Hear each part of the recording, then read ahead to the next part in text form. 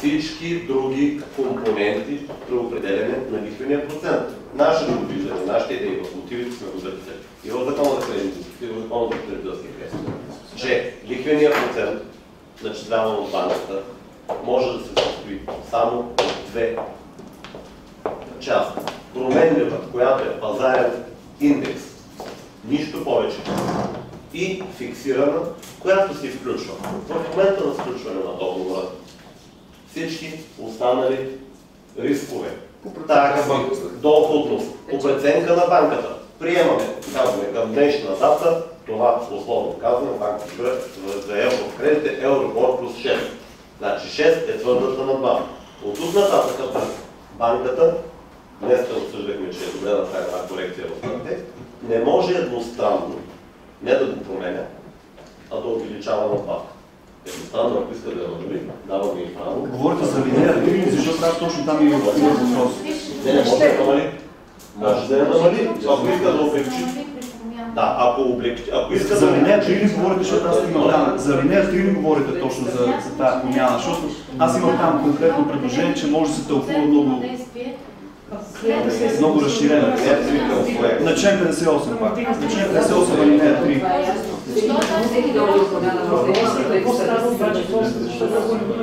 Закон за кредитните институции. Ако не се съгласи в този срок, нали договор се прекратява и клиент трябва да бъде цялата своя. Включително промяна на лихвен процент. Когато говорим за увеличение на фискална вноска. Тук имам предвид, че може би трябва да стане ясно само ако се променя методиката за определение на лихвения процент. В смисъл такъв, че да не стане така, че те са казали... Ако се повиши Euribor и автоматично искат съгласие. Това не трябва да неща, говоря за самата дефиниция. Защото тя е изходна за всички, за решение на тези проблеми. Не знам дали сте обърнали внимание в нашата... Това е дефиницията, няма друго. Не знам дали сте обърнали внимание на нашата формулировка за дефиниция на референтен лихвен процент, която е дадена в 7-дневни точки.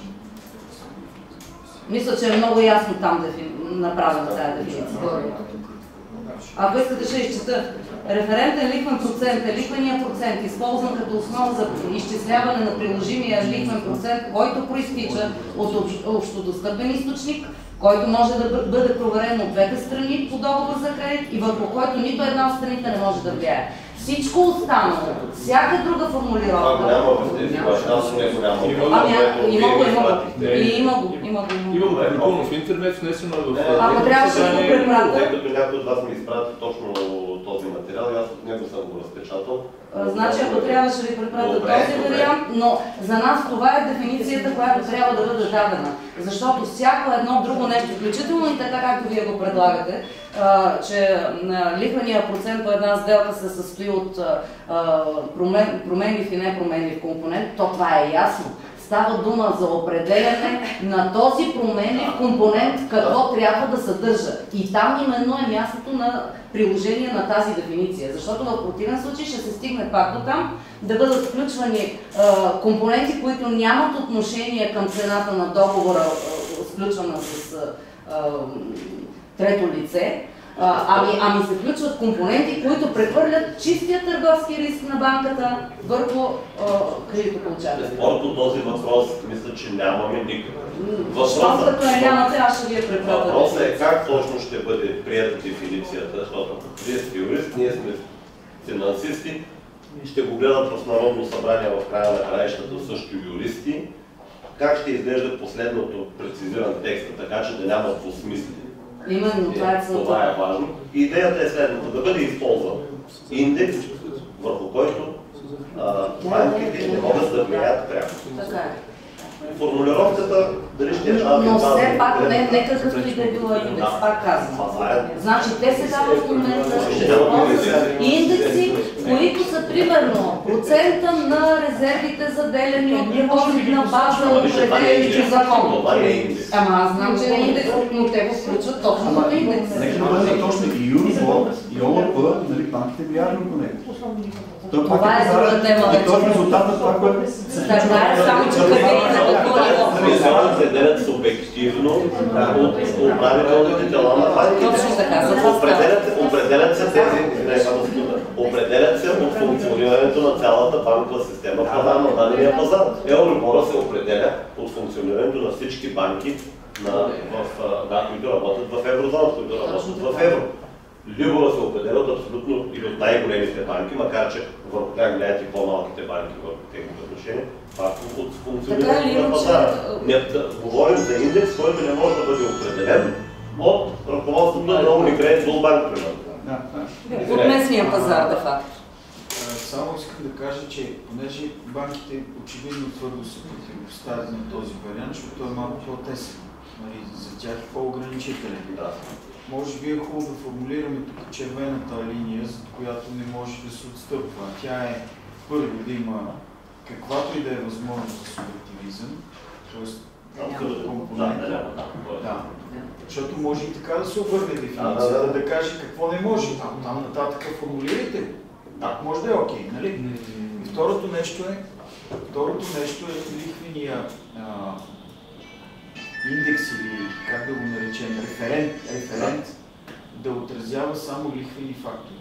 Защото когато казваме, че той трябва да е извън контрола на банката, то това може да вземем и температурата на въздуха в градуси, нали? И да реферираме от нея. Затова трябва да бъде ограничена възможността за маневриране и към обективните фактори до лихвените фактори, нищо повече. Защото има и най-различни други икономически фактори. Те могат да сложат, да кажем, политическия риск на страната, да образува това. Могат да сложат CDS.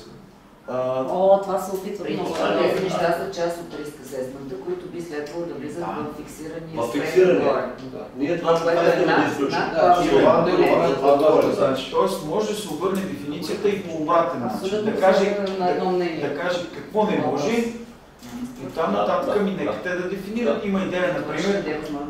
Точно между другото, само да вметна в началото, което казах, че ние след срещата с асоциацията на банките им казахме, добре, след като не сте съгласни с нашите предложения, дайте ваше предложение за методика и формула, но в нея да няма субективен фактор.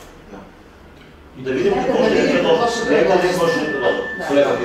Благодаря, господин Тодоров. Става на въпрос, че обикновено Европейската комисия регулира пазарите с горна граница. И точно така. Ще ви препоръчам, съжалявам, горна граница на лихвата. Така, примерно. И при пазарни отношения, ето, примерно, вие може да сте, парламента може да е предоставил права на банките, но това е извън компетенцията му. Никой няма право да прехвърли права, които не притежава. И ви го пише в решение, това е по решение на отдел C453 за потребителски кредити. Националното законодателство може да се предвиди, че договор между потребител и продавач или доставчик на услуга, който съдържа неравноправна клауза, е недействително, ако това гарантира по-добра защита на потребителя. Потребителят е с високо ниво на защита в Европейския съюз. Той определя правата. Какво значи банката? Аз и едностранно изменение на договор. Това е уникум в едностранно изменение на договор. Няма такова животно. Европейското право е с приоритет. Знаете, аз много ми се иска да вметна и още едно нещо. Може ли някой от тук присъстващите, защото няма на кой друг да задам въпроса, да ми каже като как, кой и кога отмени член 10, мисля, че беше от ЗЗД, където лихвеният процент... Моля? Точно така. Максималният лихвен процент се определя на база ОЛП на БНБ. Кой кога го отмени и откъде изскочи вече тази възможност всеки да си слага някакви лихви, каквито му... Не. Точно така. Текста не е отменен, той е действащ. Когато даваше кредити с толкова високи лихви 2000-та година, когато започна да дава такива и на физически лица, беше тогава българо-американския инвестиционен фонд. Кажете ми, дори само по силата на този текст, който не е отменен, той е действащ. Само по силата на този текст ми кажете, Аджиба, има ли една законна лихва в момента събирана от който щете? И от бизнес, и от физически лица? Има ОЛАП плюс 10. Това е мораторна лихва. ОЛАП плюс 10 пункта. Нека да ви кажа. Тя е законова лихва, не е мораторна, тя си е ОЛАП, това е максимум. ОЛАП плюс 10 е максимум. Което Дянков отказа да приема предложението на Европа, когато се предложи миналата или по-миналата година да стане ОЛАП плюс 8 пункта и той написа една докладна, че българите са ужасно тъпи и не могат да си сметнат разликите и това ще им създаде огромни проблеми въобще и на пазара, защото ние сме много тъпи и не можем да ги преизчислим и да ги сметнем и въз основа на това си остана плюс 10 пункта. Въпросът е интересен наистина. Противоречието между законодателството и договорите и евентуалните възможности за надвишаване на този, да кажем, на това ограничение, то е интересно да бъде разгледан като такъв, но как част би казал? Не да се пак в някакъв контекст. Записах си го да го помня. Значи, да разбрах, ще влезем в юридически формулировки, всяка невероятно.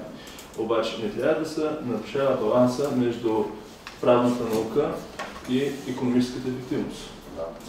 Тоест, ако имаме клиент, за този клиент и за банката, ние казваме, окей, ще дадем свобода на банката да избира какъв си иска индекс. Ако иска Euribor, Libor, Sofibor, каквото иска така. Хубаво, основен лихвен процент там. Яснотата при клиента отива на кино, ако методологията е сложна. Значи, това са подходите. Единият е да се казва, окей, банката може сама да избира. Нали, казваме, окей, банките ще се избира, ще бъде така, независимо от нея. Добре, както казахме, температурата на въздуха. Другото е, дали няма да бъде много по-целесообразно, ако се каже ОЛАП, плюс надбавка. Това е толкова лесничко, простичко, предвидимо, няма да има 1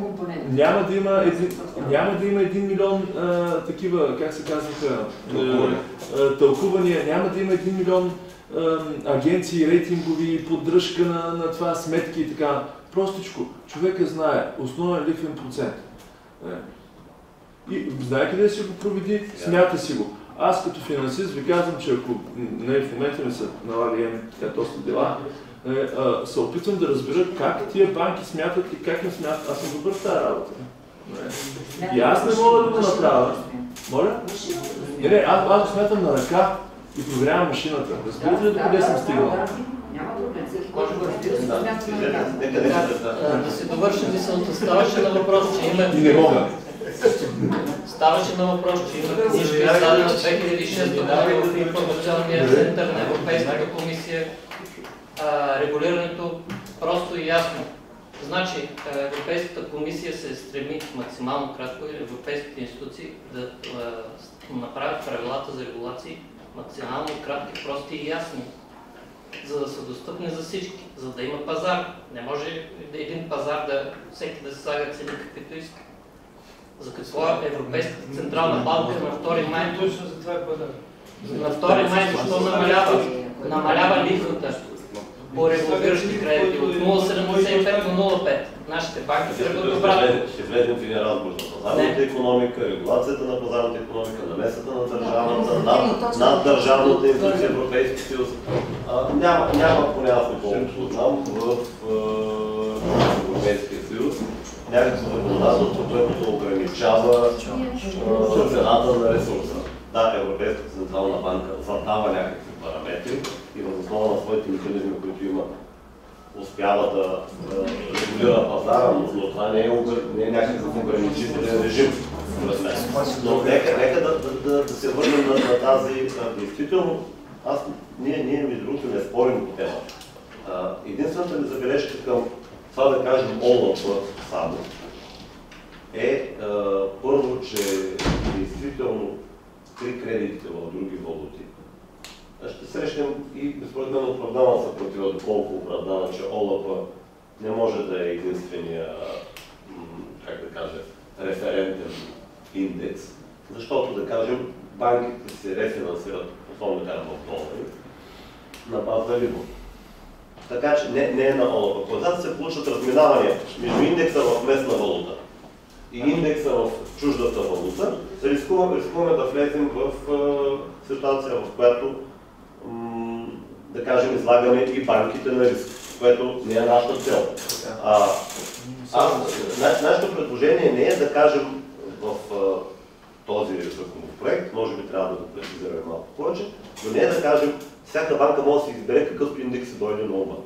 Когато сме казали общо приети еди какви си индекси, можем тази граница да затворим малко повече, така че да става ясно, например, че става въпрос за индекси от 1 до 6, те търпят някаква промяна, например, те да са одобрени от БНБ, да са приети, ако стигнем до там, защото има индекси, които се появяват, индекси, които изчезват. Сега нека да не забравим всичко ценовани финанси, че индекси като Софибит и Софибор ги нямаше до преди няколко години. Индекс като Леония се появи още по-късно. Ние до съвсем доскоро имахме единствен индекс, който беше ОЛАП. Ако стигнем до единно мнение, че примерно можем